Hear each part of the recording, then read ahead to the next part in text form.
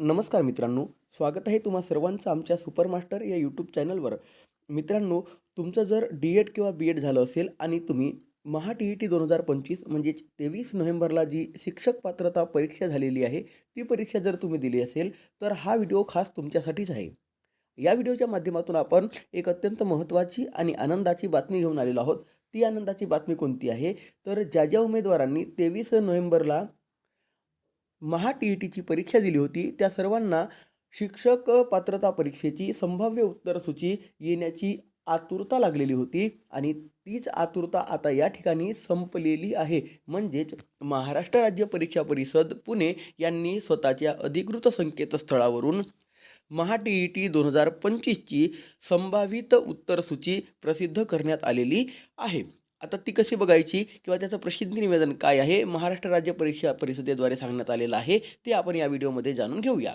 तर बघा या ठिकाणी महाराष्ट्र राज्य परीक्षा परिषद पुणे यांच्याकडून महाराष्ट्र शिक्षक पात्रता परीक्षा 2025चं या ठिकाणी प्रसिद्धी निवेदन आपल्याला पाहायला मिळत आहे.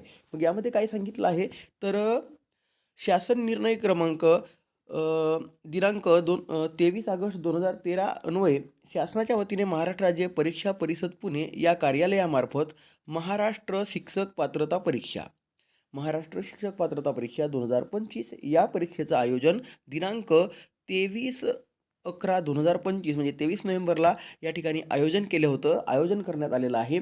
महाराष्ट्र शिक्षक पात्रता परीक्षा पेपर क्रमांक 1 व पेपर क्रमांक 2ची तात्पुरती म्हणजे संभाव्य उत्तरसूची त्यांच्याकडून या ठिकाणी प्रसिद्ध करण्यात आलेली आहे. बघा या ठिकाणी पेपर 1 आणि पेपर 2ची. आता ही पाहायची असेल तर आपण कोणत्या ठिकाणी जाऊन पाहू शकतो, तर ही उत्तरसूची जी आहे ही महाराष्ट्र राज्य परीक्षा परिषदेच्या maha-tti.in या अधिकृत संकेतस्थळावर दिनांक 19/12/2025 रोजी प्रसिद्ध करण्यात येत आहे. आणि या परीक्षेसाठी बघा मित्रांनो, पेपर क्रमांक 1 व पेपर क्रमांक 2 बाबत परीक्षेतील कोणत्याही प्रश्नाबाबत किंवा पर्यायी उत्तराबाबत त्रुटी किंवा आक्षेप असल्यास मित्रांनो, समजा एखादा प्रश्न तुम्ही सोडवला, तुम्हाला माहीत आहे की तो प्रश्न योग्य आहे आणि संभाव्य उत्तरसूचीमध्ये त्या प्रश्नाचं जे उत्तर आहे ते जर दुसरंच काहीतरी वेगळा पर्याय दिला असेल आणि तुम्हाला जर वाटत असेल की माझं दिलेलं उत्तर हे योग्य आहे, तर मित्रांनो त्या संदर्भात तुम्हाला आक्षेप वगैरे जर नोंदवायचा असेल,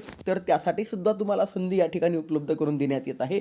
महाराष्ट्र राज्य परीक्षा परिषदेकडे तुम्ही 19/12/2025 पासून तर 27/12/2025 पर्यंत म्हणजे ह्या जवळपास 8-9 दिवसाच्या कालावधीमध्ये तुम्हाला या ठिकाणी आक्षेप नोंदवायचे आहेत.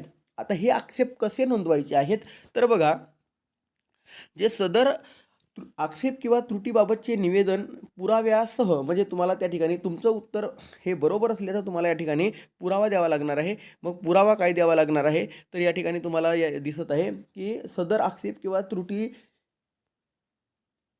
बाबतचे निवेदन पुराव्यासह maha-tti.in या संकेतस्थळावर परीक्षार्थींच्या लॉगिनमध्ये उपलब्ध करून देण्यात आलेले आहेत. आता मित्रांनो, तुमचं जे टी-ई-टी परीक्षेचं लॉगिन आय-डी आणि पासवर्ड आहे, तो तुम्हाला त्या ठिकाणी तुमचा जसं तुम्ही हॉल तिकीट काढलं होतं त्याप्रमाणे तुम्हाला तुमचा लॉगिन आय-डी आणि पासवर्ड टाकून तुम्हाला त्या ठिकाणी लॉगिन करायचं आहे. मग त्यानंतर तुमची संपूर्ण माहिती येते.